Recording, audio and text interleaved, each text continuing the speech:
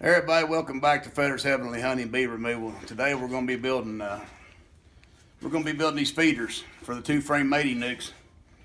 I'm going to show you how to put it together, show you what to do. I'll show you this part, but I'm not going to be doing it this video. I'll be doing it on another video on as far as the ladder goes and everything. But I will show you how to install this and how to put it together. And it's pretty simple. You cut these. They're 5 inches. They're 5 inches wide, and they're 20 inches long. That's what I got going on. And it takes 3 of these long ones. It takes 3 of the long ones, and you got 2 short ones here.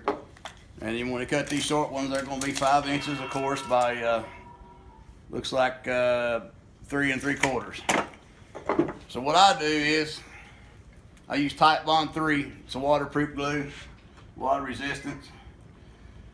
I put a little bead on top, a little bead on the bottom. I already pre-cut all this because I didn't think y'all wanted to hear all the noise of the saw. And what you do, you just line these up to where they're flush.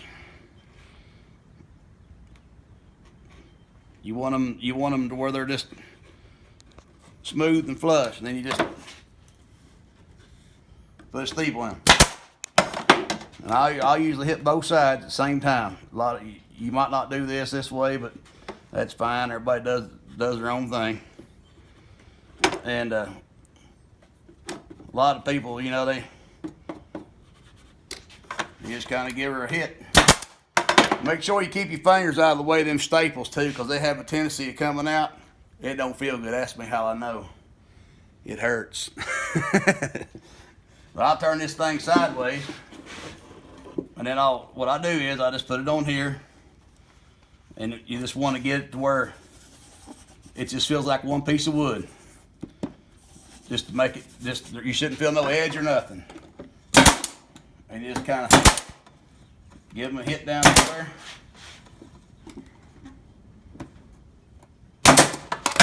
Then you turn it over to the next side. Same thing. Glue is going to do all the work. Staples are just going to hold it there until it gets done.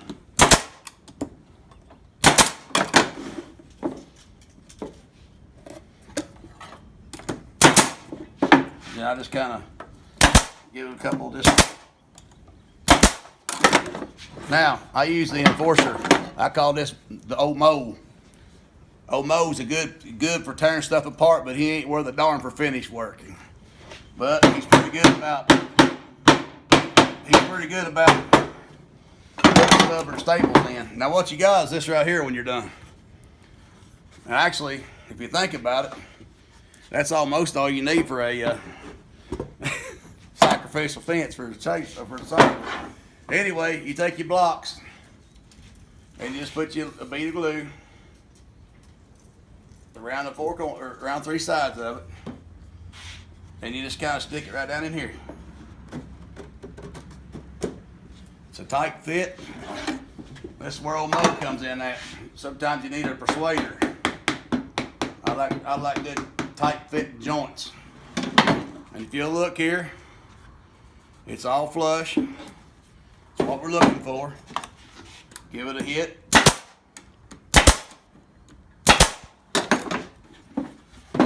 And you'll see it. You can move just a little bit there. Give it a staple there. Then this other side, do the same thing.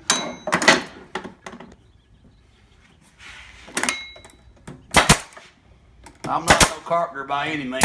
All I am, see there, every now and then you'll get one that's got a little tough spot in your glue. And then you get one of them little doohickeys. I call it a Democrat. Don't want to listen, don't want to do what's told to do, so you gotta get rid of it. Remember that on election day. And then you hit it again. Perfect. See here? That's what I was telling you. See how sometimes it'll kick out the side? If your finger was in there, you'd be dragging it out of there and put a little peroxide on it. Or cry for a week or two. Depends on your pain tolerance. So now, we do this last one here.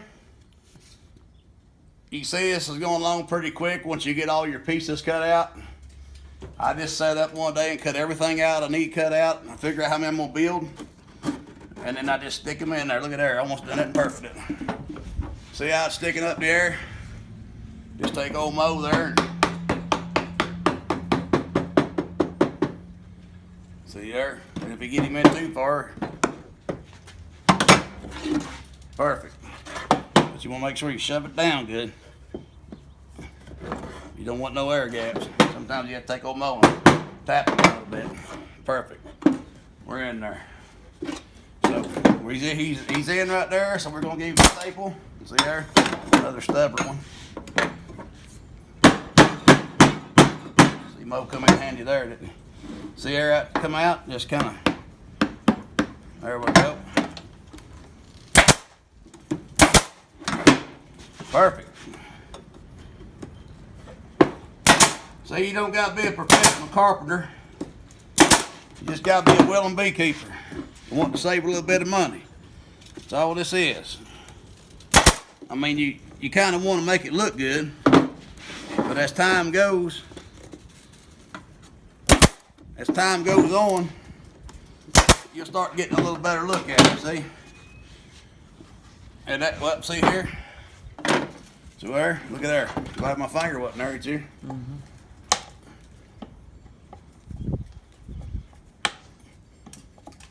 Just a little snip of that right there. And she's done, just take old Mo and tap down the, whatever you call your hammer. I call mine Mo. I like old Mo, he does a pretty good job. There's one sticking there. He's down.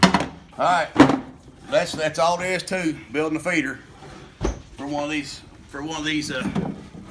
two-frame mating nukes. It'll sit right on top, just like that. It'll get a paint job, and sits right up there nice and even. Boom, that's it. That's your feeder. So to finish it out is you take and drill your hole in the bottom here. This is 3/4 inch, but I'm gonna go up to inch, maybe 1.5 inch hole. 3/4 is probably big enough. But you take and build you a ladder. You just take a couple pieces of 3/4, and it determines on how wide you got your. Come here over here and show you. It depends on how wide you got your. How wide you set this up. See what I done? I took a couple pieces of this regular block, and just regular blocks, the same size as this, and I just shoved it down in here. And then I took a couple pieces of 3/4 by 3/4 and lay it in here like this. And that gives you a step down right there. But that allows you your 3/4 inch you got here. And if you put your little pan tray or something in there, but anyway, when you stick this down in there, that little 3/4 there gives you what you need right here to where your lid will go on. And the bees will come up. Well, got ahead of myself. I take this piece here and I set it in here like this, and I just build it like a wall. See here? Bees come up through that hole right there. And then I take this, and it see the shelf I built? It just left the shelf there. And this goes down on top of that shelf. You can drill your hole through and put a screw in. But I'm gonna nail all this and glue it on the inside except this. And what I was talking about was you could take a pan like this and put a little pan in there, put your sugar water in, and that way when the bees come up, they come up through here and they go down in that ladder and come back up. They can't get all up in your face when you're opening this up. I thought about buying some fiberglass resin and actually going in here and fiberglassing the inside of this and making this all waterproof in here. And that way you got a 5 inches by 5 inches, you know, that you can pour sugar syrup in. Then I got to thinking about it and I thought, because I gotta have ventilation, so I'm gonna drill a big hole here for ventilation, and then put a piece of screen wire on top of it, and I'll probably drill a hole in the front, and probably one here for ventilation to come out the sides. So that just pretty much destroys using all this for a reservoir. So it's basically going to have to figure out what to do with some kind of, maybe a bottle, a 2-liter bottle or something. I forget what that black stuff's called. It's all over TV. You paint something, it's liquid, it turns to rubber. I can't think of the name of it. Flex Seal. That's the name of it. Flex Seal. Thank you, son. I thought about getting some Flex Seal and paint the inside of this with Flex Seal and just kind of put me up something around it where, you know, but I'm thinking I'll just stick with the metal thing, make a tray for it, be a lot easier. But anyway, that's how you build them. If you was wondering how to build feeders for 2-frame mating nukes, that's how it's done. The 2-framers are pretty simple. I get a chance to, where I'm gonna build any more, I'll put them together. That shows about, just take care of it. If you like the video and it helps you, hit the like button, subscribe. I appreciate it. This is Wes with Fetter's Heavenly Honey and Bee Removal. Thank you for watching. We'll see you on the next one. God bless you all, and we'll see you in church. Goodbye.